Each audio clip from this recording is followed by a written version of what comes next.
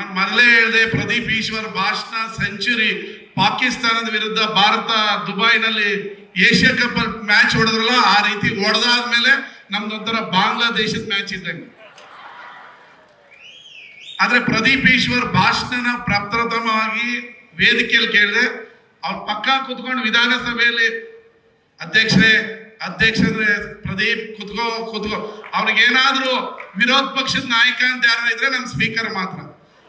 ವಿರೋಧ ಪಕ್ಷದವರು ಮಾತಾಡಕ್ ಬಿಡ್ತಾರೆ, ಆದ್ರೆ ನಮ್ ಸ್ಪೀಕರ್ ಪ್ರದೀಪ್ ಕುತ್ಕೋ ಅಂತಾರೆ. ಇವ್ನ ಅಣ್ಣ ಯಾಕಣ್ಣ ಈ ರೀತಿ ಹೇಳೋದು ಅನ್ನೋದು. ಈ ಪ್ರದೀಪ್ ಈಶ್ವರ್ ಎಲೆಕ್ಷನ್ ನಿಂತಿರ್ಲಿಲ್ಲ, ನಮ್ದು ಟಿಕೆಟ್ಗೆಲ್ಲ ಓಡಾಡ್ತಾ ಇದ್ವಿ.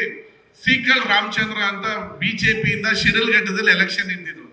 ಅವರು ಇವ್ರ ವಿರುದ್ಧ ಬಿಜೆಪಿ ಕ್ಯಾಂಡಿಡೇಟ್ ಆಗಿದ್ದ ಸುಧಾಕರ್, ಅವತ್ತಿನ ಪ್ರಭಾವಿ ಮಂತ್ರಿ, ಅವ್ರಿಗೆ ಹೇಳ್ತಾ ಇದ್ದೀನಿ, ನಿನಗೆ ಹೆಂಗೂ ಕಾಂಗ್ರೆಸ್ ಅಲ್ಲಿ ಇದ್ದೆ, DK ಗೊತ್ತು, ಸಿದ್ದರಾಮಯ್ಯ ಗೊತ್ತು, ಆ ಪ್ರದೀಪ್ ಈಶ್ವರ್ ಟಿಕೆಟ್ ತಪ್ಸು, ನೀನ್ ಮತ್ತೆ ಗೆಲ್ತೀಯಾ, ಇಲ್ಲಾಂದ್ರೆ ಆ ಪ್ರದೀಪ್ ಬಹಳ ಕಷ್ಟ. ನಾನು ಹೇಳಿ, ಯಾರದ್ ಪ್ರದೀಪ್? ಈ ಸುಧಾಕರ್ನ ಸೋಲ್ಸಕ್ಕಾಗಲ್ಲ. ಅವನೊಂಥರ ಡಿಫ್ರೆಂಟ್ ಕ್ಯಾರೆಕ್ಟರ್, ಬಹುದೂರ್ಗಳ ತರ ಈ ಸೊಂಟ ಕೈ ಹಿಡ್ಕೊಂಡ್ಬಿಟ್ಟು ಮಾತಾಡ್ತಾನೆ ಇರ್ತಾನೆ. ಸುಧಾಕರ್ದು ಮಾನ ಮರ್ಯಾದೆ ಎಲ್ಲ ಕಳೀತಾನೆ. ಬೇಡ, ಅವ್ನ್ ಟಿಕೆಟ್ ತಪ್ಸು ಅಂತ ಹೇಳ್ತಾ ಇದ್ದೀನಿ. ಈ ಸುಧಾಕರ್ ನನ್ ಮುಂದೆ ಯಾರ ಗೆಲ್ಲಕ್ಕಾಗತ್ತೆ, ನಾನು ಕೋವಿಡ್ ವೀರ, ನಾನು ಗೆದ್ದೇ ಗೆಲ್ತೀನಿ ಅಂತ. ಇಲ್ಲ, ನೀನು ಹೋಗಿ ಮಾತಾಡೋ, ಆ ಪ್ರದೀಪ್ ಈಶ್ವರ್ ಬಿಟ್ಟು ಯಾರಿಗಾರ ಕಾಂಗ್ರೆಸ್ ಟಿಕೆಟ್ ಕೊಡ್ಲಿ, ನೀನ್ ಗೆಲ್ತೀಯ ಅಂತ ಹೇಳಿದೀನಿ, ನೀನ್ ತಪ್ಸು ಅಂತ. ನನಗೆ ಈ ಪ್ರದೀಪ್ ಈಶ್ವರ್ ಅಂದ್ರೆ ಯಾರೋ ಗೊತ್ತಿಲ್ಲ. ಹೌದಾ ಅಂತ.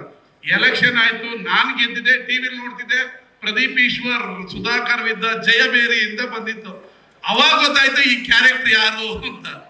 ಹಾಗೆ ಬಹಳ ಕಷ್ಟಪಟ್ಟು ಚಿಕ್ಕ ವಯಸ್ಸಿನಲ್ಲೇ ತಂದೆ ತಾಯಿ ಕಳ್ಕೊಂಡ್ರು. ಸಾವಿರಾರು ವಿದ್ಯಾರ್ಥಿಗಳನ್ನ ಡಾಕ್ಟ್ರು, ಇಂಜಿನಿಯರ್ ಅನ್ನಾಗಿ ಮಾಡಿ